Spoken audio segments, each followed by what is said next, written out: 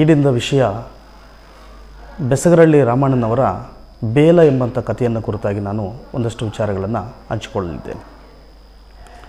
ವಿಶೇಷವಾಗಿ ಕನ್ನಡ ಸಾಹಿತ್ಯ ಪ್ರಕಾರದಲ್ಲಿ ಕಥಾ ಸಾಹಿತ್ಯ ತನ್ನದೇ ಆದಂಥ ಒಂದು ಛಾಪನ್ನು ಮೂಡಿಸಿರುವಂಥದ್ದನ್ನು ನಾವು ಕಾಣಬಹುದು. ಅದರಲ್ಲಿ ಬಹುಮುಖ್ಯವಾಗಿ ಡಾಕ್ಟರ್ ಬೆಸಗರಳ್ಳಿ ರಾಮಣ್ಣನವರು ಕನ್ನಡದ ಒಬ್ಬ ಖ್ಯಾತ ಕಥೆಗಾರರಾಗಿರುವಂಥದ್ದನ್ನು ನಾವು ಕಾಣಬಹುದು. ವೃತ್ತಿಯಲ್ಲಿ ವೈದ್ಯರಾಗಿ, ಪ್ರವೃತ್ತಿಯಲ್ಲಿ ಒಬ್ಬ ಕಥೆಗಾರರಾಗಿ ತಮ್ಮದೇ ಆದಂತಹ ಒಂದು ಶೈಲಿಯ ಕಥೆಗಳನ್ನು ಕನ್ನಡ ಸಾರಸ್ವತ ಲೋಕಕ್ಕೆ ಕೊಟ್ಟಂಥವ್ರು.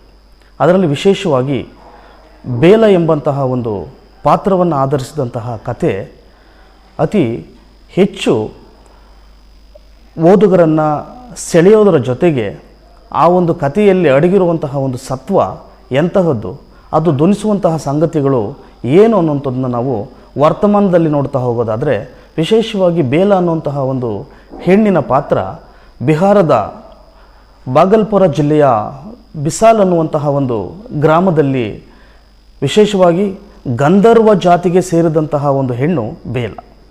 25ರ ಹರೆಯದ ಹೆಣ್ಣು, ವೃತ್ತಿಯಲ್ಲಿ ವೇಶ್ಯಾವಾಟಿಕೆಯಲ್ಲಿ ತೊಡಗಿದ್ರೂ ಸಹ ತನ್ನ ಪ್ರವೃತ್ತಿಯಾಗಿ ಸಾಹಿತ್ಯ, ಸಂಗೀತ, ನರ್ತನ, ಸಾಮಾಜಿಕ ಕಾರ್ಯಗಳು ಹೀಗೆ 10 ಹಲವು ಕ್ಷೇತ್ರಗಳಲ್ಲಿ ತನ್ನನ್ನು ತಾನು ತೊಡಗಿಸಿಕೊಂಡಂತಹ ಹೆಣ್ಣು.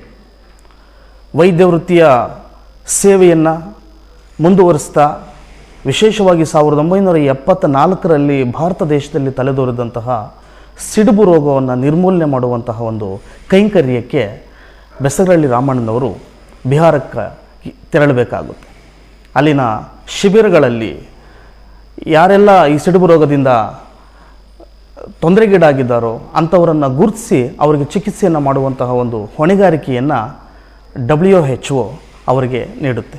ಆ ವೈದ್ಯ ತಂಡದ ನೇತಾರರಾಗಿ ಬೆಸಗರಳ್ಳಿ ರಾಮಣ್ಣನವರು ಅಲ್ಲಿಗೆ ತೆರಳುತ್ತಾರೆ.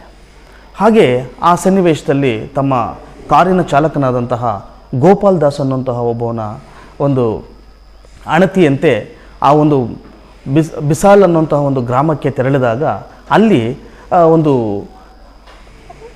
ಅಚಾನಕ್ಕಾಗಿ ಈ ಬೇಲ ಅನ್ನುವಂತಹ ಒಂದು ಹೆಣ್ಣಿನ ಒಂದು ದರ್ಶನವಾಗುತ್ತೆ. ಅವಳ ದರ್ಶನವಾದಂಥದ್ರ ಜೊತೆಗೆ ಆ ಹೆಣ್ಣು ಈ ಒಂದು ವೈದ್ಯ ಮತ್ತು ಈ ಕಥೆಗಾರನ ಬಗೆಗೆ ಒಂದಷ್ಟು ಪರಿಚಯವನ್ನು ಮಾಡಿಕೊಳ್ತಾ ಇವರಲ್ಲಿದ್ದಂತಹ ಒಂದು ಅಂತಸತ್ವ, ಇವರಲ್ಲಿದ್ದಂಥ ಸಾಮಾಜಿಕ ಕಳಕಳಿ ಆಕೆಗೆ ಅತಿ ಹೆಚ್ಚು ಮೆಚ್ಚುಗೆ ಆಗುತ್ತೆ. ಆ ಕಾರಣಕ್ಕಾಗಿ ಆ ಹೆಣ್ಣು ಆ ದಿನದ ಚಹಾಕೂಟಕ್ಕಾಗಿ ಕಥೆಗಾರನನ್ನು ಅಥವಾ ವೈದ್ಯನನ್ನು ತನ್ನ ಮನೆಗೆ ಕರೀತಾರೆ. ಹೀಗೆ ಅವರೊಟ್ಟಿಗಿನ ಒಂದು ಸ್ನೇಹ ಮತ್ತು ಸಾಹಿತ್ಯಿಕವಾಗಿ ಮತ್ತು ಸಾಂಸ್ಕೃತಿಕವಾಗಿ ಅವರು ಒಬ್ರಿಗೊಬ್ಬರು ಚರ್ಚೆ ಮಾಡುವಂತಹ ಒಂದು ಸನ್ನಿವೇಶ ಬಂದಾಗ ಆ ಬೇಲ ಅನ್ನುವಂತಹ ಹೆಣ್ಣು ಬಹು ಮಾರ್ಮಿಕವಾಗಿ ಒಂದಷ್ಟು ವಿಚಾರಗಳನ್ನು ಕಥೆಗಾರನೊಂದಿಗೆ ಹಂಚಿಕೊಳ್ತಾರೆ. ಏನು ಆ ಒಂದು ಮಾರ್ಮಿಕವಾದಂಥ ಸಂಗತಿಗಳು ಅಂತಂದರೆ, ಒಂದು ಮಾತನ್ನು ಹೇಳ್ತಾಳೆ ಆ ಬೇಲ, ನೀವು ಸಿಡುಬು ರೋಗವನ್ನು ನಿರ್ಮೂಲನೆ ಮಾಡಲಿಕ್ಕೆ ಬಂದಿದ್ದೀರಾ, ಆದರೆ ಸಿಡುಬು ರೋಗವನ್ನು ನಿರ್ಮೂಲನೆ ಮಾಡಿದಷ್ಟು ಸುಲಭ ಅಲ್ಲ ಈ ನಮ್ಮ ಜನಾಂಗಕ್ಕೆ, ಈ ಸಮುದಾಯಕ್ಕೆ ಅಂಟಿದಂತಹ ಕಳಂಕವನ್ನು ನಿರ್ಮೂಲನೆ ಮಾಡುವಂಥದ್ದು ಅಂತ ಹೇಳ್ತಾಳೆ. ಯಾಕೆ ಅಂತಂದರೆ ಬೇಲ ಆ ಒಂದು ಹಂತಕ್ಕೆ ಸ್ವರದ್ರೂಪಿಯಾದಂತಹ ಒಂದು ವಯ್ಯಾರ, ವನಪು, ಅಂದ ಚಂದ ಎಲ್ಲವನ್ನು ಮೈವೆತ್ತಂತಹ ಒಂದು ಹೆಣ್ಣು. ಅವಳಿಗೆ ಬದುಕಿಗೆ ಯಾವುದೇ ರೀತಿಯಾದಂತಹ ಒಂದು ಕೊರತೆ ಇಲ್ಲ. ಆದರೆ ಆ ಒಂದು ಕುಟುಂಬ ಅನುಭವಿಸ್ತಾ ಬಂದಿರುವಂತಹ ಒಂದು ಕಳಂಕ ಇದೆಯಲ್ವ, ಆ ವೇಶ್ಯಾವೃತ್ತಿ ಇದೆಯಲ್ವ, ಅವರು ಎಷ್ಟೇ ಸ್ಥಿತಿವಂತರಾದರೂ ಸಹ ಆ ಒಂದು ಭಾಗದ ಜಮೀನ್ದಾರರ ಮತ್ತು ಉಳ್ಳವರ ಮನೆಗಳ ಕಾರ್ಯಕ್ರಮಗಳಿಗೆ ಮತ್ತು ಅವರ ಒಂದು ಸಭೆ ಸಮಾರಂಭಗಳಲ್ಲಿ ನರ್ತನ ಮಾಡುವಂಥದ್ದು ಅವರಿಗೆ ಅಂಟಿ ಬಂದಂಥ ಬಹುಮುಖ್ಯವಾದಂಥ ಒಂದು ಚಾಕರಿ ಅದು. ಹೀಗೆ ಸಮಾಜದಲ್ಲಿ ಅಳಿಸಲಾಗದಂಥ ಅದೆಷ್ಟೋ ಅನಿಷ್ಟಗಳನ್ನು ನಾವು ನೋಡ್ತಾ ಹೋಗ್ತೇವೆ. ಅಂಥ ಸನ್ನಿವೇಶದಲ್ಲಿ ಆಕೆ ಎಲ್ಲ ಕಥೆಯನ್ನು ಕೇಳಿದಂತಹ ಕಥೆಗಾರ ಆಕೆಗೆ ಮನಸೋಲ್ತಾನೆ, ಇನ್ನಷ್ಟು ಅವಳೊಟ್ಟಿಗೆ ತಾನು ಕೂಡಲಿಕ್ಕೆ, ಬೆರಿಲಿಕ್ಕೆ ಮತ್ತು ಅವಳ ಒಂದು ಸಖ್ಯವನ್ನು ಬಯಸಲಿಕ್ಕೆ ತಾನು ಸದಾಕಾಲ ಹಾತೊರಿತಾನೆ. ಹೀಗೆ ದಿನ ಕಳೆದಂತೆ ಎಲ್ಲವೂ ಆಗ್ತಾ ಹೋಗ್ತಾ ಇರ್ತಾ ಅವನ ಕಥೆಗಾರ ಮತ್ತು ಆ ಹೆಣ್ಣಿನ ನಡುವೆ ಆ ಒಂದು ಸೆರಗಿನ ಸಂಬಂಧ ಹೇಗೆ ಸಾಗ್ತಾ ಹೋಗುತ್ತೋ, ಆದರೆ ಅಂತಿಮವಾಗಿ ಇನ್ನೇನು ಅವರ ಶಿಬಿರ ಮುಗಿತಾ ಬರ್ತಾ ಇದೆ ಅಂಥ ಒಂದು ಸನ್ನಿವೇಶದಲ್ಲಿ ನಿಜಕ್ಕೂ ಭಾರವಾದ ಮನಸ್ಸಿನಿಂದ ಆಕೆಯನ್ನು ಬಿಟ್ಟು ಹೋಗಲ್ಲೊಲ್ಲದಂತಹ ಒಂದು ಸ್ಥಿತಿಗೆ ಈ ಕಥೆಗಾರ ಬಂದು ನಿಲ್ತಾನೆ. ಅಂತಹ ಸನ್ನಿವೇಶದಲ್ಲೂ ಸಹ ಆ ಹೆಣ್ಣು ಮತ್ತೊಂದು ಹೆಣ್ಣಿನ ಸ್ಥಿತಿಯನ್ನು ಅರಿತು ನನ್ನಿಂದ ಮತ್ತೊಂದು ಹೆಣ್ಣಿಗೆ ಯಾವುದೇ ರೀತಿಯಾದಂಥ ಒಂದು ಸಾಂಸಾರಿಕವಾದಂತಹ ತೊಂದರೆಗೆ ಈಡಾಗಬಾರ್ದು ಅನ್ನುವಂಥ ಚಿಂತನೆಯಿಂದ ನಮ್ಮಿಬ್ಬರ ನಡುವಿನ ಒಂದು ಸ್ನೇಹ ಕೇವಲ ತಾತ್ಕಾಲಿಕವಾದಂಥದ್ದು. ಹಾಗಾಗಿ ಇದನ್ನು ಸಿನಿಕವಾದಂತಹ ಒಂದು ಈ ಸಂಗತಿಯನ್ನು ನಾವು ಇಲ್ಲಿಗೆ ಬಿಟ್ಟು ನೀವು ನಿಮ್ಮ ಮುಂದಿನ ಬದುಕನ್ನು ನಿಮ್ಮ ಕೈ ಹಿಡಿದಂಥ ಮಡದಿ ಜೊತೆ ನೀವು ನಡೆಸಬೇಕು ಅನ್ನುವಂತಹ ಮಾತನ್ನು ಹೇಳ್ತಾ, ಅಂತಿಮವಾಗಿ ವೈದ್ಯ ಕತೆಗಾರ ಬಿಹಾರದಿಂದ ಕರ್ನಾಟಕಕ್ಕೆ ವಾಪಸ್ ಬರಬೇಕಂತ ಸನ್ನಿವೇಶದಲ್ಲಿ ಒಂದು ಉಡುಗೊರೆಯನ್ನು ತಾನು ಕೊಡ್ತಾಳೆ. ಆ ಉಡುಗೊರೆ ಏನಾಗಿರುತ್ತೆ ಅಂತಂದರೆ ನಮ್ಮ ಸಂಸ್ಕೃತಿಯ ಪ್ರತೀಕವಾಗಿರುವಂತಹ ಒಂದು ಸೀರೆ, ಅರಿಶಿನ, ಕುಂಕುಮ, ಬಳೆ ಮತ್ತು ಫಣೇಂದ್ರನಾಥ್ ಅನ್ನುವಂಥವ್ರು ಬಂದಂತಹ ಒಂದು ಕಾದಂಬರಿಯನ್ನು ವಿಶೇಷವಾಗಿ ಆ ಬೇಲ ಈ ಕತೆಗಾರರಾದಂಥ ಬೆಸಗರಳ್ಳಿ ರಾಮಣ್ಣನವರಿಗೆ ಕೊಟ್ಟು ಕಳಿಸ್ತಾಳೆ. ಕೊನೆಗೆ ಅಲ್ಲಿಂದ ವಾಪಸ್ ಬಂದಂಥ ಕತೆಗಾರರು ಆ ಉಡುಗೊರೆಯನ್ನು ತೆರೆದು ನೋಡಿದಾಗ ಅವಳೇ ವಿಧಿಸಿದಂಥ ಷರತ್ತಿನಂತೆ ತಮ್ಮ ಮನೆಗೆ ಹೋದ ನಂತರ ತಮ್ಮ ಮಡದಿಯ ಮೂಲಕ ನೀವು ಅದನ್ನು ತೆರೆದು ಆ ಒಂದು ಕಾಣಿಕೆಯನ್ನು ಉಡುಗೊರೆಯನ್ನು ನೋಡಬೇಕು ಅನ್ನೋಂಥ ಒಂದು ಷರತ್ತನ್ನು ವಿಧಿಸಿರ್ತಾಳೆ.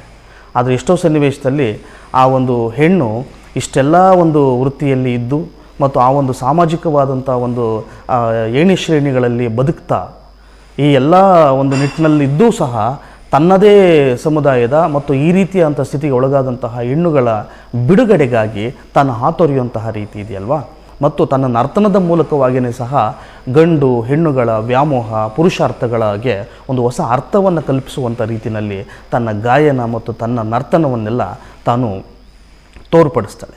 ಇಂಥ ಸನ್ನಿವೇಶದಲ್ಲಿ ನಿಜಕ್ಕೂ ಸಹ ಬೆಸಗರಳ್ಳಿ ರಾಮಣ್ಣನವರು ಒಬ್ಬ ಪ್ರಗತಿಪರ, ಒಬ್ಬ ದಲಿತ ಪರ ಮತ್ತು ಸಮಾಜಮುಖಿಯಾದಂತಹ ಒಬ್ಬ ಚಿಂತಕರಾಗಿಯೂ ಸಹ ಕೇವಲ ದೈಹಿಕವಾದಂಥ ರೋಗಗಳಿಗೆ ಮಾತ್ರ ಚಿಕಿತ್ಸೆಯನ್ನು ನೀಡೋದಲ್ಲ, ಈ ಒಂದು ಸಮಾಜದ ಪರಿಕಲ್ಪನೆಯನ್ನು ಇಟ್ಕೊಂಡು ಅವರು ಒಬ್ಬ ನಿಜವಾದಂಥ ಸಮಾಜ ಚಿಕಿತ್ಸಕನಾಗಿ ನಮಗೆ ಕಾಣಸಿಗ್ತಾರೆ.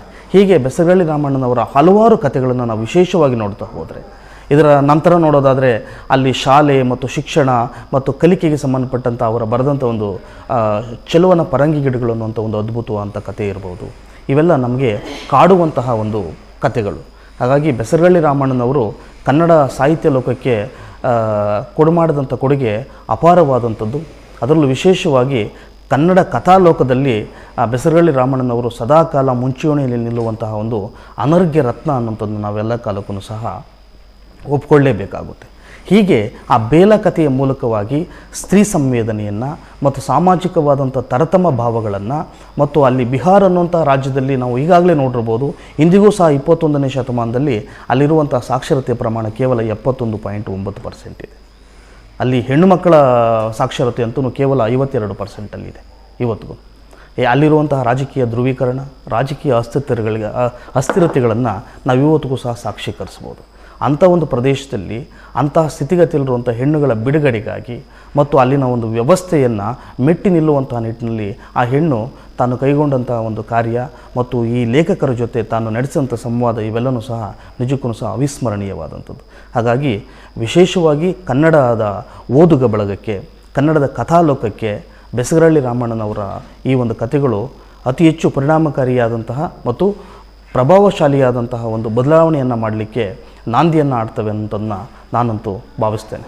ಹಾಗಾಗಿ ಇನ್ನಷ್ಟು ಇಂತಹ ಒಂದು ವಿಚಾರಗಳನ್ನು, ಇಂಥ ವಿಚಾರ ಸರಣಿಗಳನ್ನು ನಾವು ಮಾಡುವ ಮೂಲಕವಾಗಿ ಮತ್ತಷ್ಟು ಸಾಹಿತ್ಯವನ್ನು ಆಪ್ತಗೊಳಿಸುತ್ತಾ ಮತ್ತು ಓದುಗರ ಸನಿಹಕ್ಕೆ ಅದನ್ನು ಕೊಂಡೊಯ್ಯುವಂಥ ಕೆಲಸವನ್ನು ಮಾಡೋಣ ಅಂತ ಹೇಳ್ತಾ ನನ್ನ ಈ ಒಂದು ವಿಮರ್ಶೆಯನ್ನು, ಈ ಕಥಾ ವಿಮರ್ಶೆಯನ್ನು ಇಲ್ಲಿಗೆ ನಾನು ಮುಗಿಸ್ತೇನೆ. ಧನ್ಯವಾದಗಳು.